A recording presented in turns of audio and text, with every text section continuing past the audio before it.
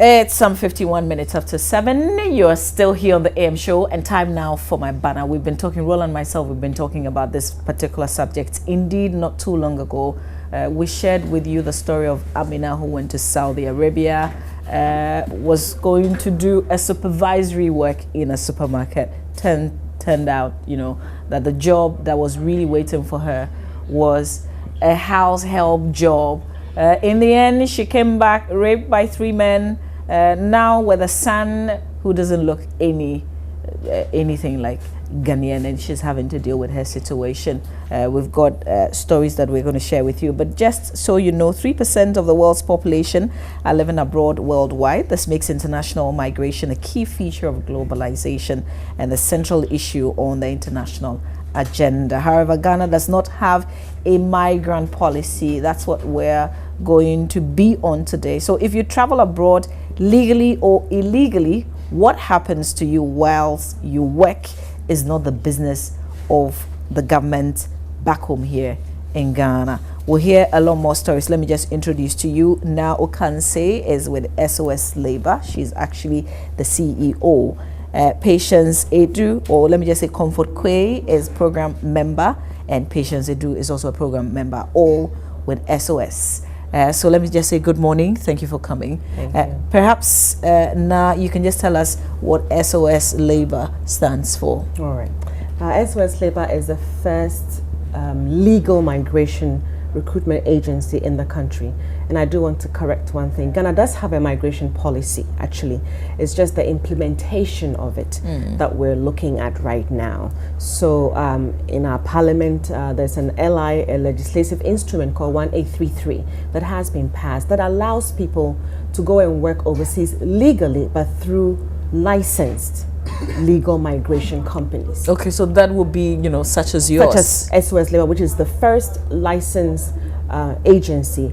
There are other agencies, but they're not licensed. Okay. And there are 14 agencies in this country that fall under that legislative instrument and are licensed to allow people to go and work overseas as well as here locally. Okay, so usually, you are supposed to go and get a better job and make more money and come back home and help, or you can even live there and still support family. Absolutely. With what you earn.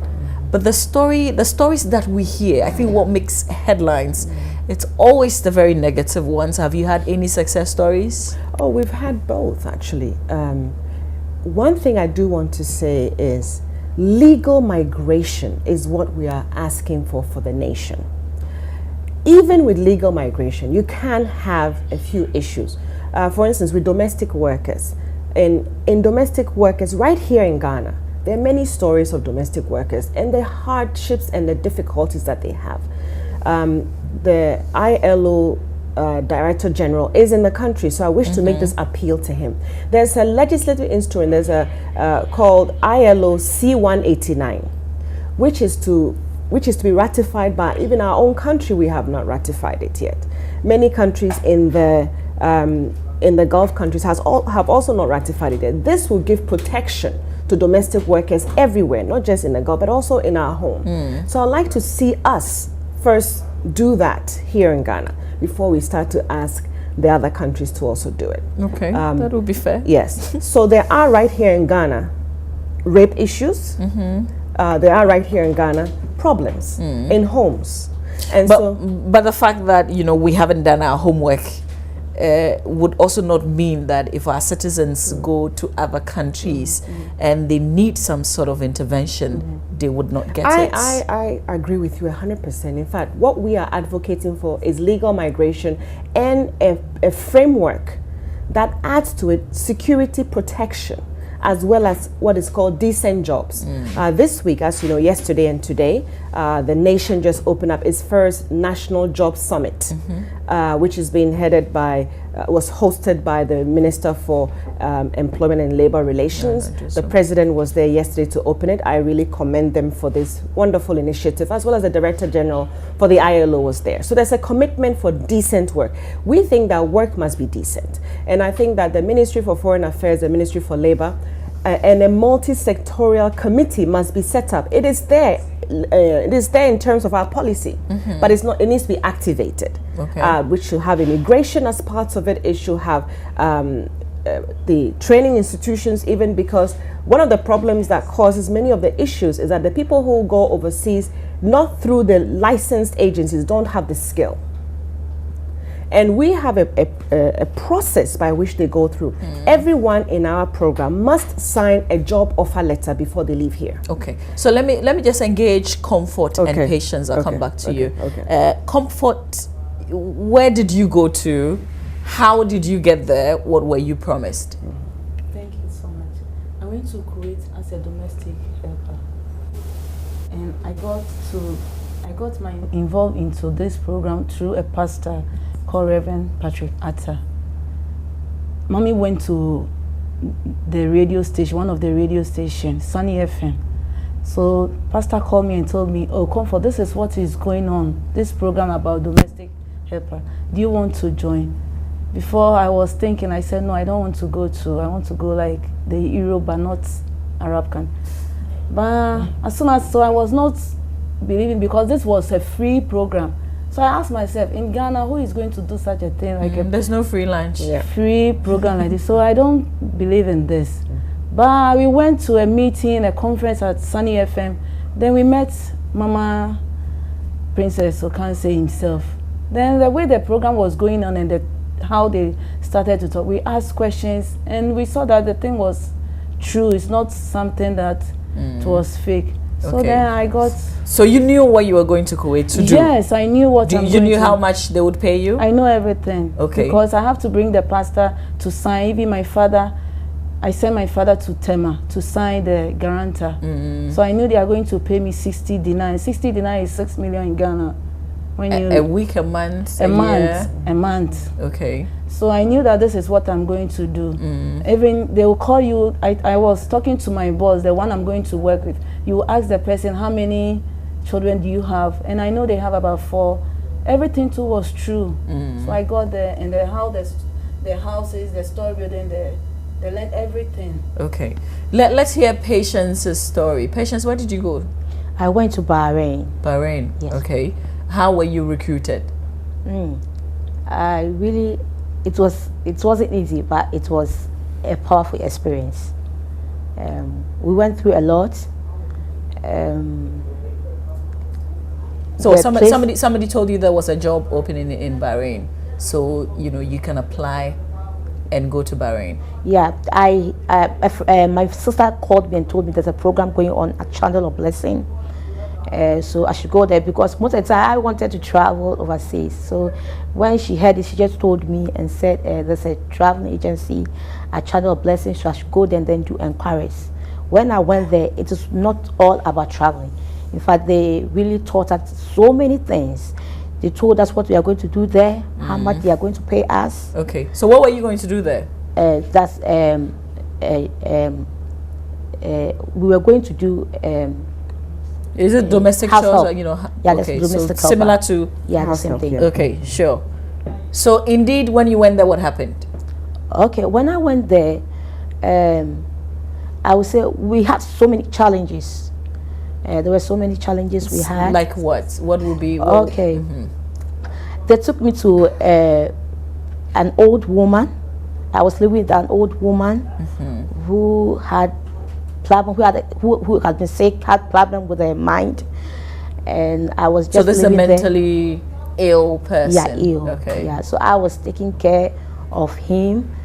I had really a challenge there because whenever he tells you to do this, the next minute he comes and tell you he didn't tell you. So I called Mrs.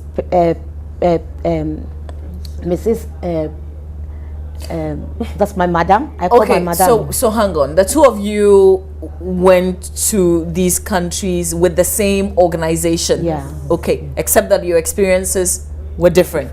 Okay. So what you were told you go and do, that is what you went to do, except that the conditions were different. Exactly what I went to do. Okay, but did they pay you what they said they would pay you? Yes, they said they are going to pay me $200. Exactly what they paid me. A month, a week? A month. Okay. So how long did you, maybe Comfort, you can answer this. How long did you stay there for? For 2 years. For 2 years. Okay. And throughout your 2 year stay, what were some of the challenges? Because, you know, now we're talking about, yes, you're in a country legally to work, but when you have challenges, who can you fall on? So let's talk about some of the difficulties that you went through. Well, I would say that the difficult was my madam I was working with. It seems like when you ask something, it doesn't want to provide the thing you are asking for. Something such like, as? Mommy, maybe I'll tell madam I want maybe soap, Pepsodent. Because when you go for domestic work, the madam have to take all those things. They have to provide you all this. But it seems like you will say the woman will just like ignore you. Okay. But I keep asking. And we go to a market. I go to market with my madam. Then I'll tell Mommy, please, I want this. But you were being paid. You could use your money to buy. No, because they told her they are going to give us everything. So Was that contained in the contract? Yes. Okay. So, but I look at all this and I say, I'm working with you. When I ask you something, even a uniform is very difficult. So one day I decided to leave the house. Okay. I said I'm no more going to work because I do everything. They like my work. They like our. So when I said I went there with my daughter, we are all in the same house. Oh, you went there with your. How old was your daughter then? My daughter was 26. Oh, okay. So I asked them, and so I told my daughter, please, I wanted to go to a different, and we have an agent there. So I wanted to go. Then my daughter ran down and told the mother-in-law that this is going on upstairs. Then they call a meeting. Then they organize everything. They said no. Then they said no. Comfort, from now on, don't ask anything. We want you in this house. We like you people. We want to work with you. So we want you to be the part of this family. Then they started. They said, oh, I'll provide this. I'll provide this. So then the conditions changed. It's changed. And you were comfortable. I was comfortable. Did they take your passports? You know, no. My daughter is the one who is keeping the passport because we have a workers there, about 40 workers, and my daughter is the one who takes. So was this a home? Somebody's private home? It's a home, but there is a company too in their home. Okay. All right, Patience. What was your, the challenges, the things that you went through? Okay, my first home, I had really a challenge, and then I called Mrs. Ocansey, that's my madam, that's Princess, and then they were able to change my home and give me another home. Okay. And when I went there, the home is very big. I had to take care of 6 kids, and then their husband was sick, ill. It wasn't part of my job, but because of the experience I had in Ghana, I took it upon myself and told the madam I can take care of the man. So he added to my job. I was cleaning, I was washing. It was a very big house. We had 6 bedrooms, 3 sitting rooms, 2 kitchen. I was the one taking care of all that, cooking, and at the same time taking care of 6 kids. And you were comfortable with it? It wasn't easy for me. So why did you continue to do it? Was it because of the money? I continued to do it because we were trained. When you come to Channel of Blessing, they don't just talk about traveling, but they train you. So you were trained to go and work? To go and okay. work. But was there a point where you would have loved for maybe the Ghana embassy in the country to come and help you or anything of a sort? Yes, please. Because our Mama Princess was our embassy. Because whenever we had a problem, she's the one we call. And then she makes sure that we are really comfortable and she solved the problems for us. So I would plead the government of the nation to please go to all the Arabic countries.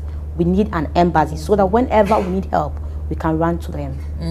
But you saw others. You saw other people who had also arrived in the countries that you went to work, who probably didn't come from the same agency that you went through. What were some of the challenges? Did you meet people like that? It's very bad because for them, they don't tell them the truth. They'll tell them you are going to work in the hospital, in a supermarket, in a big hotel. Maybe they will pay you like $500 a month. And it's very bad. Sometimes I saw them, and because we have the colors. So anytime you saw somebody who is a Ghanaian, You I'll know. know. So I said, where are you from Ghana? Which company? Then he said, oh, maybe it's like somewhere like Nima, somebody who makes like a container. He said, oh, my boss was. I said, oh, wow. Then you can see a difference from mine. Okay. So the two of you did your 2 years and then Yes. you came back. Yes. Okay. Did you go back again, or are you planning to go back again? We are planning to. Really? To go and yeah. do the same job? No. Now, mommy is no more going to. We are no more doing the domestic work. Okay. We are doing like. You're doing what? Sales girls and shop attendants and things. So that's what you want to go and do the next time? Yes. Maybe I should come back to you now. Why do we in the first place want to go and do these things in other countries when there are opportunities like that here in the country? Because the challenges that they went through, I mean the kind of work that they went to do and the difficulties, it's the same thing that we have here in Ghana. No, you're absolutely right. And actually, what inspired me to start this was those ladies, the kayaye on the street. The women who are chasing cars every day. Every time I see them, I get convicted. One day I went on the street, and I sent you the footage actually. I was selling Dettol on the street just to walk in their feet for a day. And many of these women, what we are passing by every day in this country is not decent work on our own streets. So I took those women from the streets, and that's why the program was free. And we started to train them because we have an NGO also called Channels of Blessings. It was a Christian-centered training organization. So we took them from the street, we started to minister to them, gave them skills as domestic workers. The idea was never to send them, I never thought about, we've never had a domestic worker program actually. We've always had skilled worker programs. We send engineers, construction workers. We are in 9 countries. So these are, more like professionals. Yeah, we send, and mostly men. We've never even done women's program. Until we started a supermarket program in Kuwait. But the women's program, I've never liked domestic worker program because of all these kinds of issues. But we train these women and put them in Trasaco to work as domestic workers. And then during the Kuwaiti program, we heard that Kuwait was offering more money because they're making 100 Ghana cedis here. They could make 400, 600 Ghana cedis there. I was like, wow, if you could train some of these women and give them these jobs there, that would be great. They go from earning 100 Ghana cedis in Ghana and they can make more money. Some of them have done very well. For instance, some of them have bought land in Dodowa and so on. They've done extremely well for many of them. The challenges are there. And so after 4 months of we don't get that many complaints from any of our programs. We sent 88 women, to be precise, of which 20 were saying that to Arab countries. To Bahrain, to Kuwait, to where else? Qatar, yeah. And these women, and 3 women to Saudi Arabia. These 88 women, about 20 of them had complaints, oh, the work was so difficult, so I said, we will shut the program down. So in 2012, we shut the program down altogether. I said, no, we want decent work for these women. And if this work is not decent, we will not be involved in it. So we stopped the program. Before even we had some media things, the following year, when the program was even shut down, we believe in legal migration and we believe in decent work, but we didn't know about these challenges until they had gone through it, and then we cut the program altogether. So as it is now, because and I'll bring Amina's story because that was real. That's my for outcry me. Actually. That was real for me. Yeah. Where you have your passport taken. Yes. And the job that because she was promised she was going to do be a supervisor in the supermarkets. Even though if you told me that, I would not believe you. But some people unfortunately believe it and then they go. And that didn't happen. If we had a responsive embassy, what would that do in that situation? Let's even start back here in Ghana. The framework that we have now, that this nation has, the Ministry for Labor and for Employment and Labor Relations, they're doing a very good job. For instance, when people are going to go and work overseas, we're supposed to take them to the ministry. Then they have something called an exit permit, which was something that I learned in the Philippines. I went to the Philippines to study their migration program. I also went to England to study migration from Manpower UK, and out of that I went to Canada to study migration. Then we put a framework together. We brought the British here to Ghana to set up all of our systems, which includes a very big part for government. a labor attaché, the embassy as you're talking about. We start here. The ministry must check the contracts of these workers before they go anywhere. They have to make sure they have offer letters, which spells out in cedis and their currency over there as to exactly what they're going to go and make. They must check those companies to make sure that they are real. That's what happens with all of us, the licensed agencies, so that before we send people there, they know what they are going to do, what it is they're going to do. And so there's no room for us to send somebody to go and to tell the person you're going to work in this place as a supervisor and then they end up anywhere else. It just doesn't happen in a legal migration framework. Where it does happen is in the illegal migration framework, where there are no controls on these people at all. I had a lady call me from Bahrain after he met one of my ladies. And I said, what are you doing there? He said, they told me they were bringing me to Germany. And so you are in Bahrain. They told me that this is the Arab 4-1 Germany. So she's in Bahrain thinking she's in Germany. So she's trying to find her cousin who is also in Germany. Call the cousin in Germany. Now, maybe Drew. Oh, maybe Drew German for one Arab for one German. No. Then they realized that they told her they were taking her to Germany. Most of these young ladies are illiterate. We require basic JSS. If you don't have JS, we can't send you overseas because it's actually wrong, because they have to fill forms. There's so many things that they must have, skills that they must have before they go overseas to go and work. We stopped the domestic worker program because of the cultural issues that they have in our, for instance, what she's talking about. During the Ramadan, 9 family members could move in. This young lady will be working for 8 people instead of 2 people. That's not fair. That's not decent work. So we've been there, we've done that. We saw that it's not right for what we stand for, legal migration and decent work. It didn't fit into our framework, and so we stopped the program. So in that instance, it's just entirely up to the agency to help you out. But if they're not physically present in that country, then what happens to you? No, they are not. I'm saying that the illegal migration, when you are sent there, you don't hear from them even again. We have a pastor who lives in Kuwait to take care of our people because there's no embassy. Now, if there was an embassy, there would be a labor attaché if there's an issue, because even in legal migration, you could have problems. And so it would be good for the ministry to have somebody dedicated to labor relations and welfare. The Philippines has 32. The Filipinos bring over 20 billion to their country from remittances from people who are working overseas. In Ghana, we have Ghanaians bring 3 billion from overseas to our country. How much are we asking the IMF for? This is a very serious issue. If we will play all the roles we need to play, and we have started, because the migration policy is there, it just needs to be implemented. Once it's implemented, this nation stands to gain a lot for a nice framework of legal migration. Okay. All right. I would have loved to continue this conversation. Indeed, what we asked people to do was to share their own traveling experiences with us. And I'm sure that we're going to, do a follow-up, particularly with the ministry, and then we'll have this conversation in another direction another day. But for today, really, I want to say thank you for your time. I thank you so much. And patience and comfort, thank you for sharing your stories with us.